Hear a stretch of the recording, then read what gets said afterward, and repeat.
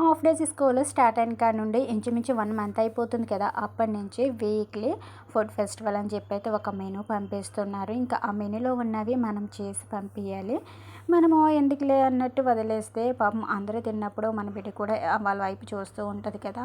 అలా ఎందుకు అందరితో పాటు మనం చేసి ఇవ్వాలని చెప్పి అయితే ఎంత ఇబ్బంది అయినా సరే నేను ఆ వీక్లో ఉన్నది తప్పనిసరిగా ఇప్పటి వరకు ఒక ఐటెం కూడా స్కిప్ చేయకుండా అలానే చేసి పంపిస్తున్నాను. ఇంకా ఈ రోజైతే లెమన్ రైస్ పంపించమన్నారు. సో ఇక లెమన్ రైస్ అన్నది ప్రిపేర్ చేసేసి ఇంకా పాపకైతే బాక్స్ కట్టేసి ఇక బాటిల్లో వాటర్ అవి వేసేసి అయితే నేను ఇంకా పాపకి క్యారియర్ అనేది రెడీ చేసేసినాను. తర్వాత ఇంకా పాపనైతే త్వరగా రెడీ చేసేసి ఇంకా పాపకు కొంచెం మళ్ళీ ఇక్కడ లెమన్ రైస్ తిని స్కూల్లో లెమన్ రైస్ తింటే వెయిట్ చేస్తుంది కదా అని చెప్పి అయితే పాప కోసం మళ్ళీ ఇంట్లో తినడానికి దోశ చేసి ఇక దోశ కూడా తినిపించేసి ఇక పాపనైతే స్కూల్కి పంపించేసినాను.